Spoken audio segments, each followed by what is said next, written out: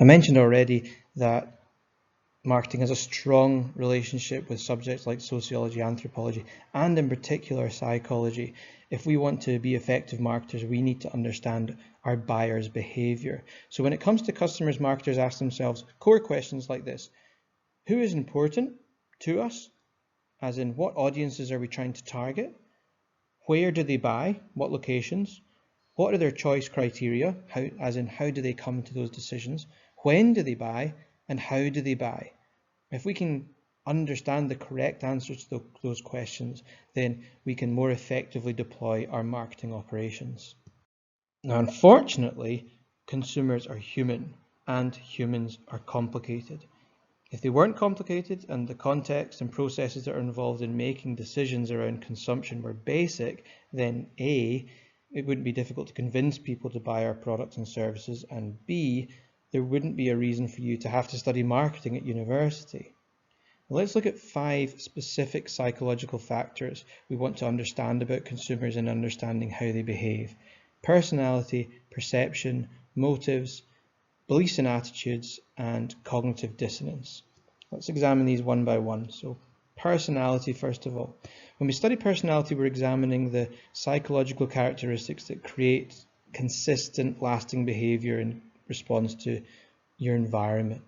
We usually refer to someone's personality by things like traits such as self-confidence, dominance, sociability, defensiveness, adaptability, and so on. Personality is extremely important because it allows us to build a profile of our customer. It allows us to really understand who they are and why they buy. You can use that profile to better understand how to tailor your products and services to that buyer, and then tailor your messaging to be as effective as possible when selling to that customer segment. Many marketers use the concept related to personality called self-concept. The main premise of self-concept is that a consumer's possessions directly contribute and directly reflect their identities, their how they view themselves in the world. And basically, a person is what they have according to this perspective. Therefore, marketers try to understand target customers by the things that they own and the things that they buy. So there's a circular relationship between the way in which marketers look to target us and the way in which we respond to that. The second thing, perception. How a consumer determines what they will buy is heavily influenced by their perception of the situation that they're in at any moment in time. So perception is the process by which consumers select, organize, and interpret information and environmental stimuli in order to form a more meaningful picture of the world around them. So one of the most massive forms of environmental stimuli is advertising, and I mentioned that we get exposed to thousands of advertisements every day at the start of this lecture. So it's physically impossible for our brains to actively pay attention to all of that stimuli. Add to that all the other stimuli that's in the environment, things like smells, tastes, sounds, other conversations, whatever. It's actually amazing that we are able to concentrate on anything at all, especially in this age of distraction with smartphones. So as a result, the brain controls what stimuli it will engage with. And through this process, we have our perception, what we actually perceive in the world. And consumers form their perceptions through the brain's processes of selective attention, selective distortion, and selective retention. So selective attention is a tendency for consumers to screen out some of the information that we're exposed to. So if we're marketers, then we're going to have to work very hard to actually get that attention, because the likelihood is that we get selected out. Selective distortion means that every consumer fits the stimuli that's coming in to their own mindset through their own kind of rose-tinted glasses, if you like. So we all distort what messages we get based on our own experiences, perspectives, personalities. So selective distortion is the tendency of people to interpret information in a way that will support what their worldview already is, or what they want to believe about a certain situation. Finally, selective retention means that consumers will usually forget much of the stimuli that they've been exposed to. So they will store information that best supports their existing attitudes and beliefs or preferences.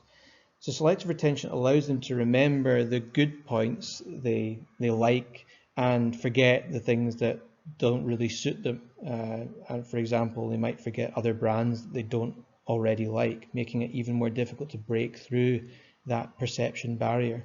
These processes are what forces marketers to use so much repetition in advertising campaigns, because they're trying to get through. Motivation, or a motive, is a need that has become so sufficiently pressing that it directs us to seek satisfaction of that need. A consumer has a number of needs at any given time of their life. Humans are constantly being influenced by various biological and psychological motivations, but common biological needs arise from various states of tension, such as hunger, thirst, or some form of physical discomfort. Psychological needs will arise from a desire for social recognition, esteem, or belonging in familial, social, or political groups. And if one of these motivations becomes strong enough within the consumer, it becomes a need. And through various research, marketers have identified 5 categories of motivational needs, and it's often referred to as Maslow's hierarchy of needs. So there's self-actualization, a customer's or consumer's self-development and realization, that's the highest form. Esteem, a consumer's sense of self-esteem, self-recognition, socio-economic status in the world. Social, consumer's sense of belonging and feeling loved in their environment. Satisfaction, a consumer's sense of security and level of protection in their environment. And fundamentally, physiological needs, a consumer's basic need for food, water, and shelter. And marketers have found that there needs to be a hierarchy of need satisfaction within the typical human being. So physical needs must be satisfied first. This is how this hierarchy of needs was formed by Maslow. Then a person is willing to seek satisfaction, fulfillment. Then a person will approach social needs.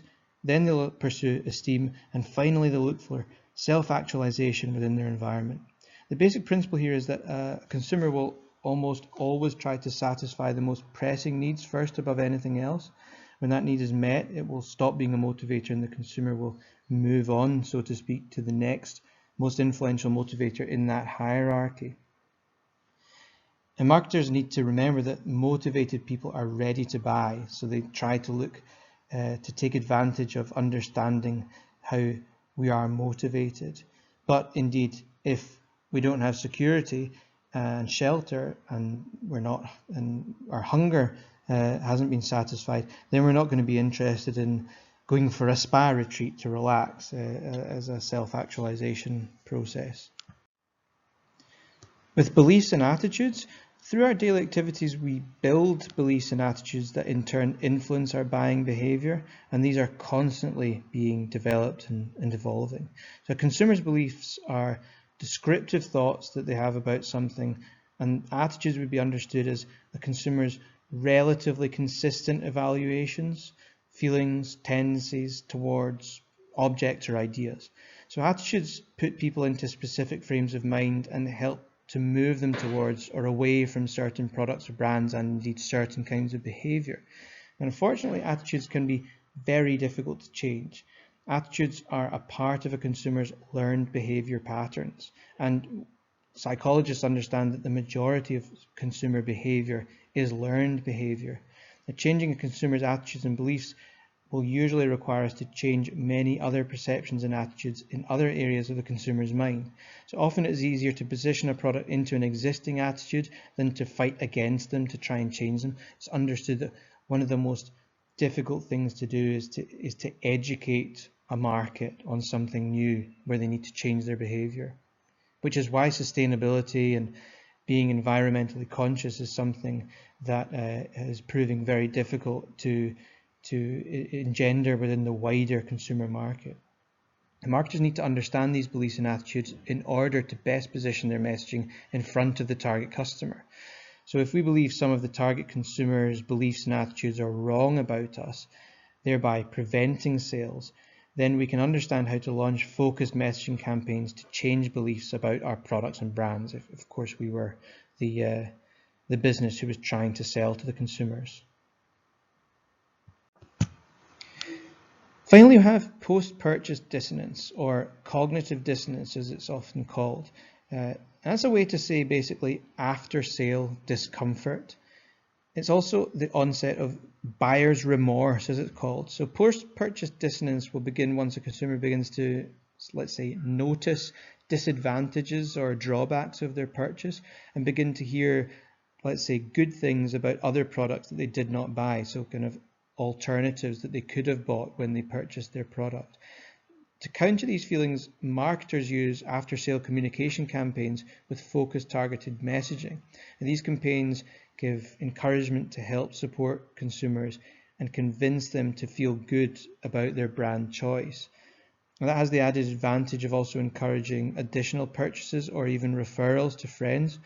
And these campaigns, this messaging often includes things like discounts and incentives for additional purchasing. So cognitive dissonance is really about regret, and the marketer's job is to make sure that after purchasing something, a consumer doesn't feel natural regret as a consequence of having committed to something.